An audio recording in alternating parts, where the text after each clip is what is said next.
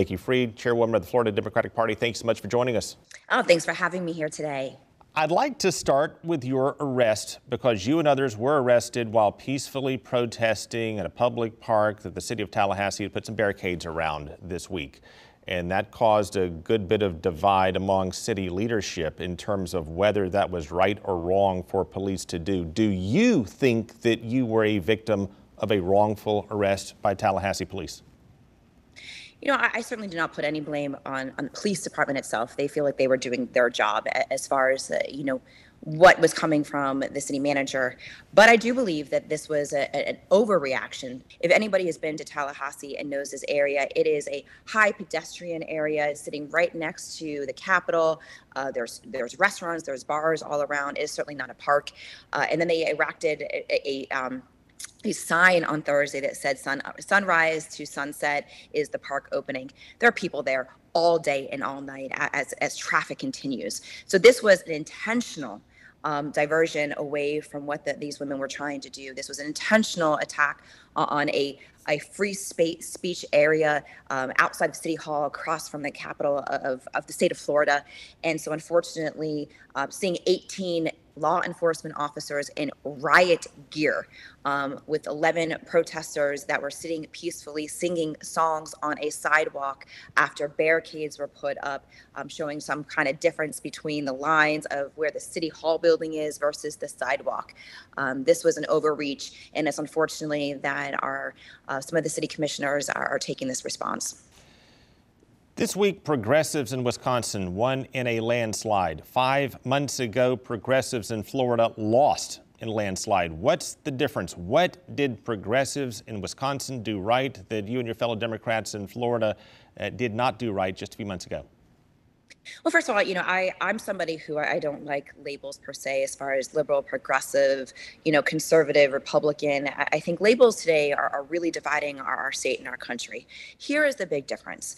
All across the entire country in the midterm elections, you saw women and young voters coming and preventing a red wave from happening across the country. The Florida Democratic Party in November was a complete meltdown of epic proportion. Everything from we had not been doing voter registration, we had not been doing voter engagement, we had not been doing the door knocking.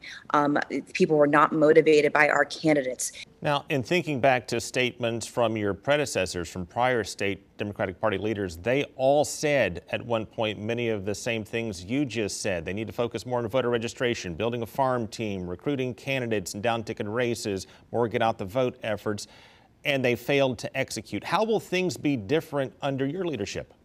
If anybody has ever met me in my entire life, I am a fighter.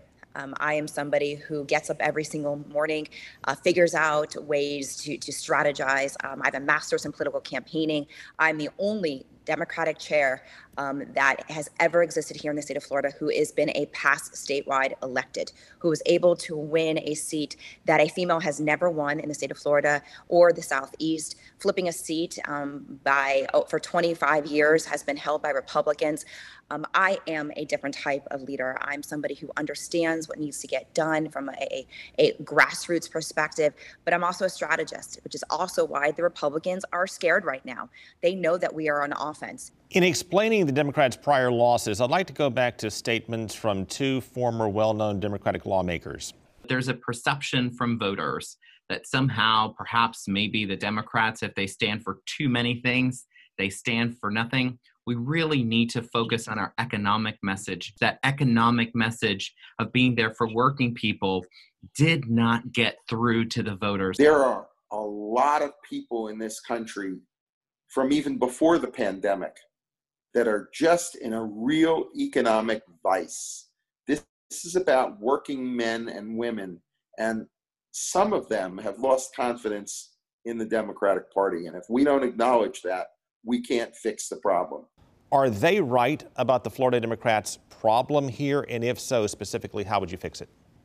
It's one of the problems, for sure, that people across our state have said consistently, not just since my election, but what I've been hearing for 4 years, even as Commissioner of Agriculture.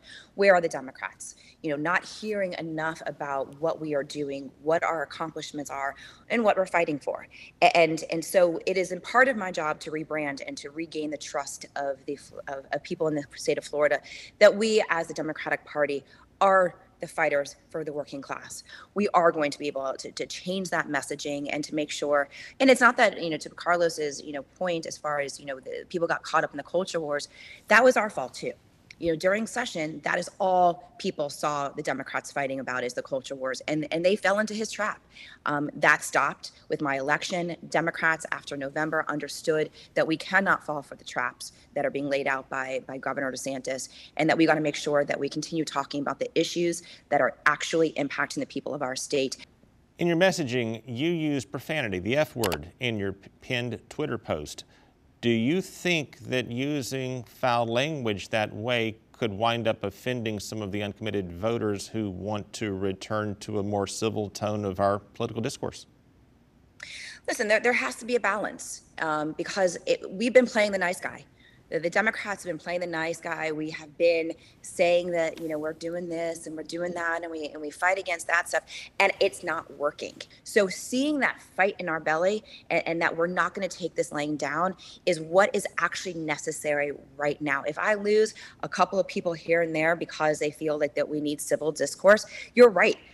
That's why I ran for office, because we need that balance back in government in order to have that civil discourse. But we got to make sure that we are creating that balance, which means that Democrats need to start winning elections. And so we've got to make sure our messaging is transformative across all party lines, but we also need to make sure that we are motivating the Democratic base, which, as we said, did not come out in November 2022. Nikki Fried, thank you very much for your time. Thanks for having me today.